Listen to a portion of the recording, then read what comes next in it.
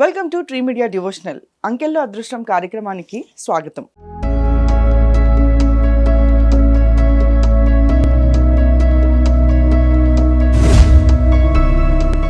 మీ జాతకం పరంగా name correction ఎలా చేసుకోవాలి, చేసుకున్న తర్వాత ఎలాంటి ఫలితాలు ఉంటాయని తెలియజేయడానికి మనతో పాటు ఉన్నారు వాస్తు సంఖ్యాశాస్త్ర నిపుణులు నర్రా రామకృష్ణ చౌదరి గారు. గురుగారు నమస్కారం. నమస్తే. గురుగారు, అంకెల్లో అదృష్టం కార్యక్రమం ద్వారా మన న్యూమరాలజీకి సంబంధించిన విషయాలు, దానికి సంబంధించిన జాతకాలు, బేస్ సంఖ్య, డెస్టినీ నెంబర్ గురించి మాట్లాడుకుంటున్నాము. మరి ఈరోజు బర్త్ నెంబర్ 4, డెస్టినీ నెంబర్ 1, మరి వీళ్ళ జాతకం ఎలా ఉండబోతుంది? ఓకేనమ్మా. అంటే వీళ్ళకి వచ్చేసరికి రాహు రవి కలయిక ఉంటుంది అనమాట. ఓకే. అంటే ఈ బర్త్ డేట్లో జన్మించిన వాళ్ళు ప్లస్ ఈ డెస్టినీ నెంబర్ ఉన్న వాళ్ళ మీద అంటే పుట్టిన దగ్గర నుంచి వాళ్ళ జీవితం మొత్తం కూడా రాహు ప్రభావం రవి ప్రభావం ఉంటుంది.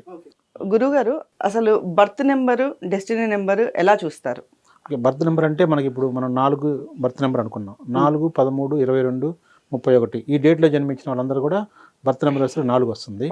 అదే తర్వాత మనకి డెస్టినీ నెంబర్ వచ్చేసరికి వాళ్ళ బర్త్ డేటు ప్లస్ నెల ఇయర్ మొత్తం కలుపుకొని కూడుకుంటే ఒక నెంబర్ వస్తుంది కదా, దాన్ని ఒక డబల్ డిజిట్ వస్తుంది. మళ్ళీ దాన్ని కూడుకుంటే ఒక సింగిల్ డిజిట్ వస్తుంది. అది మనకి డెస్టినీ నెంబర్ కింద వస్తుంది. సో ఇప్పుడు బర్త్ నెంబర్ని క్యాలిక్యులేట్ చేస్తే ఏదైతే 4 వస్తుందో అది వాళ్ళందరిది బర్త్ నెంబర్ 4.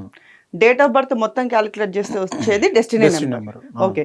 మరి ఈ రోజు బర్త్ నెంబర్ 4, డెస్టినీ నెంబర్ 1 వీళ్ళ గురించి మనం మాట్లాడుకుంటాం. వీళ్ళు వచ్చేసరికి వీళ్ళు చెప్పుకుంటాం కదా, వీళ్ళు ఫస్ట్ నుంచి కూడా చివరి వరకు కూడా అంటే వాళ్ళ జీవితం మొత్తం కూడా రాహు ప్రభావం రవి ప్రభావం మీద ఆధారపడి ఉంటారు. రాహు అనేది ఏమవుతుందంటే ఒక్కోసారి వీళ్ళకి పెత్తనం జలాయించాలనే బాగా అధికారం పెత్తనం జలాయించాలనేది ఎక్కువ ఉంటుంది అనమాట. దానితో రవి కూడా తోడవుతాడు కాబట్టి వీళ్ళు చిన్న చిన్న పనులు చేయడానికి ఇష్టపడరు. తప్పనిసరి పరిస్థితుల్లో ఒకళ్ళు చేయాల్సి వచ్చినా అది కొద్ది రోజులు తాత్కాలికం అనమాట. మామూలుగా వచ్చేసరికి కొంతమంది ఉద్యోగం చేస్తూ ఉంటుంటారు, ప్రైవేట్ జాబ్ చేస్తున్నారు అనుకుందాం. ప్రైవేట్ జాబ్ చేసేటప్పుడు వాళ్ళకి ఏమనిపిస్తుందంటే కొద్ది రోజులు చేసిన తర్వాత మనకింత టాలెంట్ ఉంది కదా, ఇక్కడ ఎందుకు ఉండాలి, మన టాలెంట్ మొత్తం ఈ ఎవరైతే ఓనర్ ఉన్నారో వాడికి ఎందుకు ఇంత దారిపోయాలి, మనమే సొంతంగా పెట్టుకుంటే పోయింది కదా, సొంతంగా వ్యాపారం కానీ లేకపోతే సొంత కంపెనీ అలాంటిది పెట్టుకుంటూ పోయింది అని చెప్పేసి ఇలాంటి థాట్స్ వస్తూ ఉంటుంటాయి. కానీ ఏమవుతుందంటే వాళ్ళ నేమ్లో కూడా ఆ సపోర్ట్ చేయాలి. సహజంగా బర్త్ నెంబర్ డెస్టినీ నెంబర్ కొన్ని లక్షణాలు ఇవి నేను చెప్పేది. అప్పుడు నేమ్ కూడా సపోర్ట్ చేసిన అనుకోండి, అప్పుడు బాగా వాళ్ళ డెవలప్మెంట్ చాలా బాగుంటుంది అనమాట. అట్లా ఒక అతను మన దగ్గరకు వచ్చాడు. అంటే అతను మామూలు ప్రైవేట్ కంపెనీలో జాబ్ చేస్తూ ఉన్నాడు. అతనికి మంచి టాలెంట్ ఉంది. అంటే సివిల్స్ కానీ గ్రూప్స్ కానీ ఇట్లా కాంపిటేటివ్ ఎగ్జామ్స్ రాసేంత కెపాసిటీ ఉంది, సక్సెస్ సాధించేంత ఉంది. కానీ అతనికి ఏమవుతుందంటే నేమ్లో వచ్చేసరికి కరెక్ట్గా లేదు. దానివల్ల ఏమవుతుందంటే అప్లికేషన్ పెడతా ఉంటుంటాడు.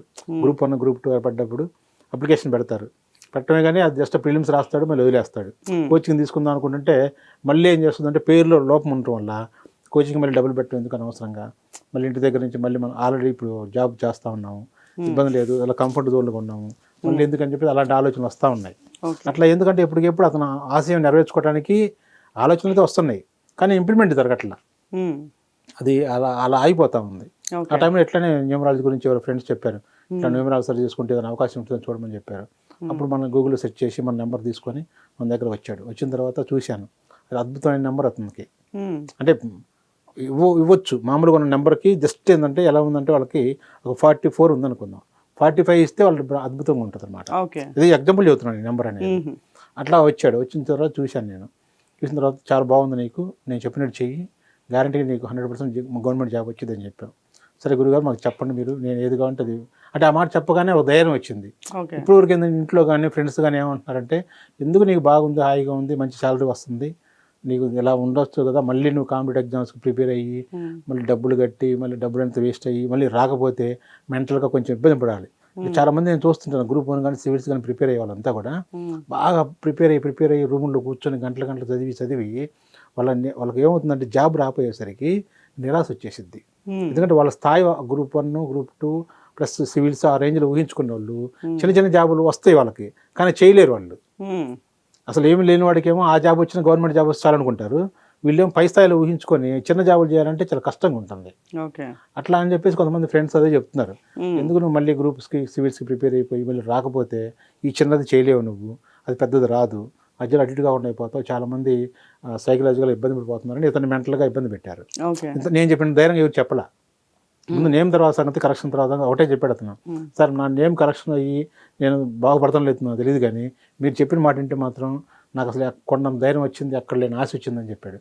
ఓకే సరే ఓకే, అంత నమ్మకంగా పాజిటివ్ ఉన్నా కాబట్టి మంచిది, నీకు బాగానే జరిగిద్దని చెప్పాను. సార్, మరి ఈ birth number 4 and destiny number 1 ఉన్న వాళ్ళ యొక్క లక్షణాలు ఇలా ఉంటాయన్నారు కదా, మరి దీనికి సంబంధించిన రెమెడీస్ ఏమైనా ఉంటాయి వాళ్ళు అదే తీసుకోవాలి? రెమెడీస్ అంటే మెయిన్ నేమ్లోనే నేమ్ కరెక్షన్ చేయించాము మనం అతనికి. ఓకే. నేమ్ చేయించేసి నేను కొంచెం చెప్పాను కొన్ని, సుబ్రహ్మణ్య స్వామి టెంపుల్కి వెళ్ళడం ఒకటి, అమ్మవారిని ఆరాధించడం ఒకటి, ఉదయాన్నే లేవగానే కొంచెం అతనికి హెల్త్ ప్రాబ్లం కూడా ఉన్నాయి కొంచెం ఫైల్స్ కొంచెం మామూలుగా ఈ యొక్క 4 నెంబర్ ఎవరైతే ఉన్నారో 4, 13, 22, 31 ఈ డేట్లో జన్మించిన వాళ్ళకి కొన్ని స్కిన్ సంబంధించిన వ్యాధులు వస్తాయి, ప్లస్ ఫైల్స్కి సంబంధించింది కొంచెం ఇబ్బందికరంగా ఉంటుంది, ఆరోగ్యం కొంచెం ఇబ్బంది ఉంటుంది.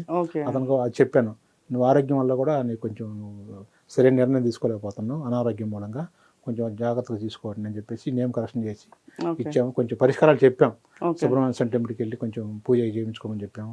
అట్లా రెమెడీ చేసుకొని జాబ్ కొట్టేశాడు అతను. ఓకే. కాంపిటేటివ్ ఎగ్జామ్స్లో జాబ్ కొట్టాడు. జరిగి కూడా చాలా రోజులు అవుతుంది. అంటే నేను చెప్తున్నాను, అంటే ఆ పవర్ అనేది నేమ్లో ఉంది, పిలిపించుకునే పేరులో ఉంది. అంటే అర్హత ఉండి కూడా అవకాశం లేకపోవడం అంటే ఇది అనమాట.